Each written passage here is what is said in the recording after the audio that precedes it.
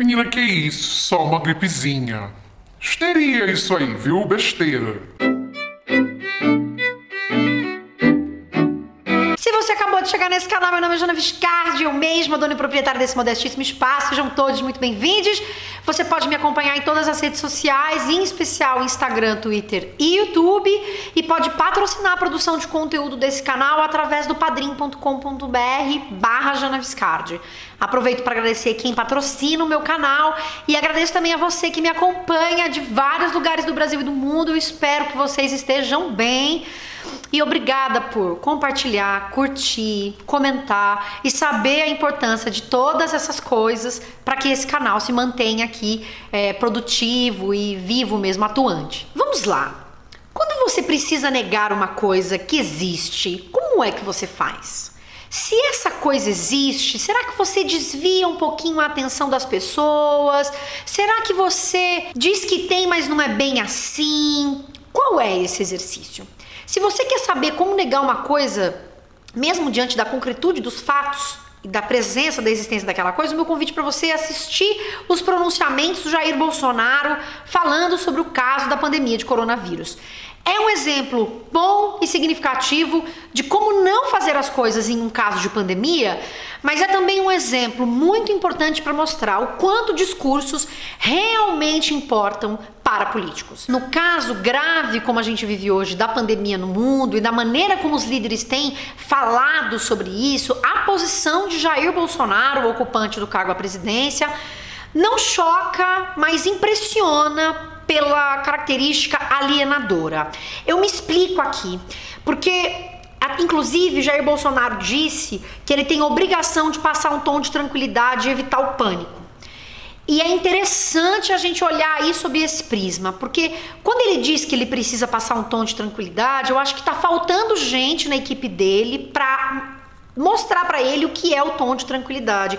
O tom de tranquilidade é diferente de negar e alienar a população.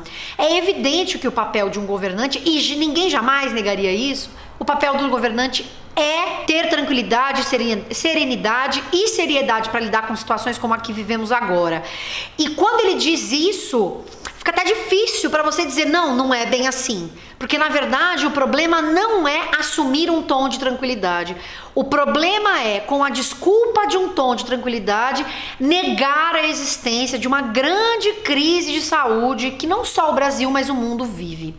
E ao negar isso para a população, o que o presidente da República, o ocupante do cargo, faz é nada mais, nada menos do que alienar a população. Se você acredita no presidente, se você defende as posições dele, não é possível que você esteja satisfeito com a maneira como o presidente está lidando com essa situação.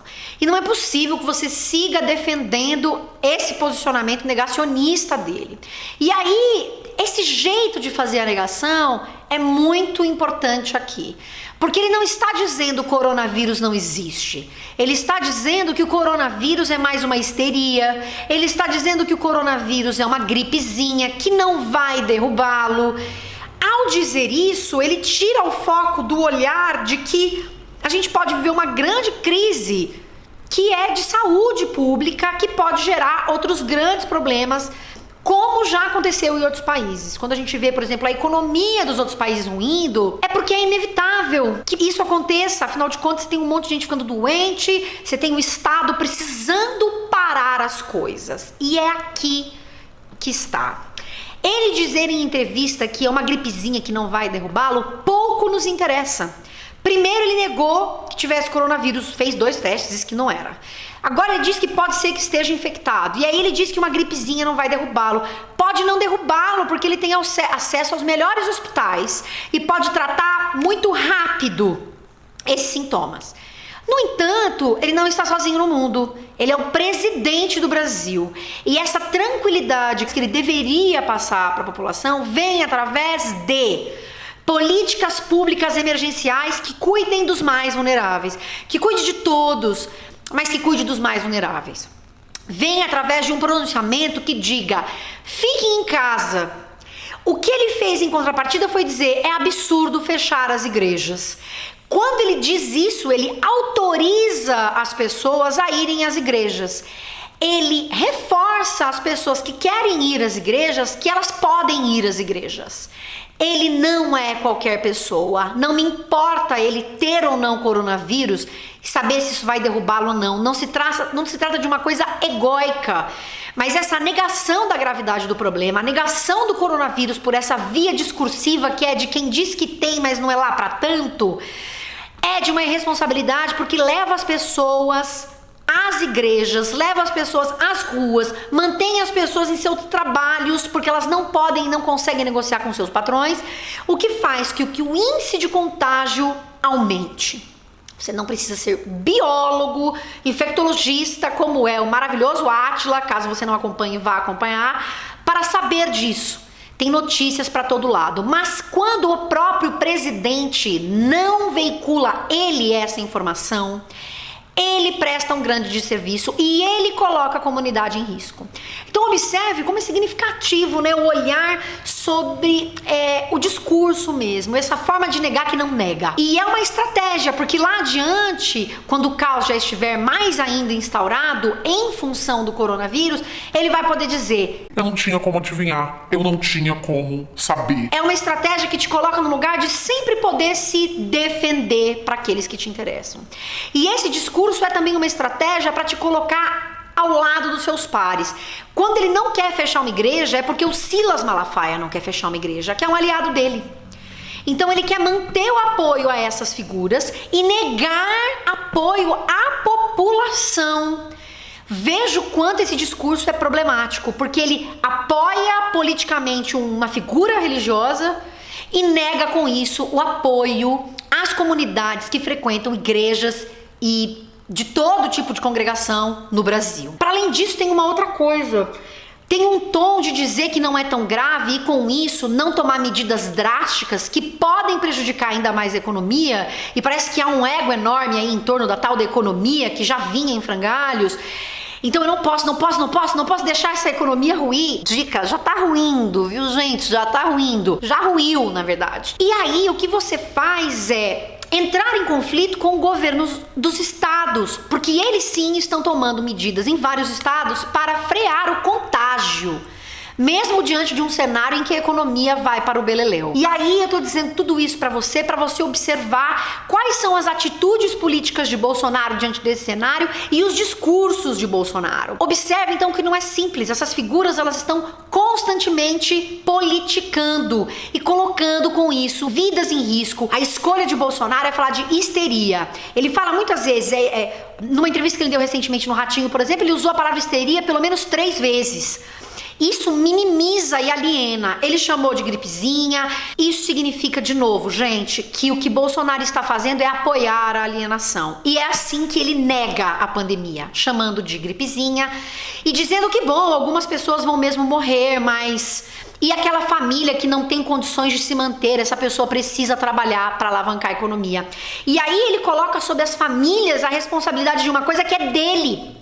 Se essas famílias estão nessa situação, elas precisam de ajuda. E elas precisam de ajuda do governo para que não tenham que ir trabalhar. Está aí o ponto. Então, minha gente, eu vou dizer para você, tom de tranquilidade é diferente de alienação. E pensar o cuidado com as pessoas não é mandá-las para a igreja dizendo que esse é o último refúgio dessas pessoas e chamar os governadores de irresponsáveis. O último refúgio das pessoas é a casa delas, para quem tem casa. Para quem não tem casa, ele deveria estar preocupado com isso. Para quem não tem emprego, ele deveria estar preocupado com isso. Mas ele não está. Ele está em guerra com outros governadores e ele está negando a realidade do coronavírus no mundo, negando dados, inclusive, para lidar com a situação de maneira eficiente que deveria ser lidada. Então a minha atenção aqui com vocês é essa. Eu acho que tá ficando escuro o vídeo porque tá escurecendo, mas aceita. Brasil, aceita que eu gravei 4 vezes esse vídeo. Se ele não faz por nós, que façamos uns pelos outros. Não seremos capazes de fazer o que ele tem que fazer, que é tomar essas medidas de suporte às populações mais vulneráveis, de dizer para as empresas, é assim que tem que ser nesse período de calamidade. Isso ele ainda não está fazendo, deveria já estar fazendo. Enquanto essas medidas protetivas fundamentais de direitos da população não estão sendo tomadas de maneira rígida e ágil pelo governo federal, que possamos nos apoiar, ficar em casa, todos os que podemos ficar em casa, lavar as mãos, aqueles que têm água em casa, que possamos cobrar os governos dos nossos estados para que as pessoas todas tenham água. Cada um de nós pode fazer essa cobrança. Escreva para o vereador da sua cidade, escreva para o prefeito, escreva para o governador, escreva para os deputados. A gente pode fazer esse tipo de mobilização. Que cada um de nós possa conversar com os colegas para entender por que essa funcionária que trabalha na Casa X ainda não está em casa. É nessa base que a gente se ajuda.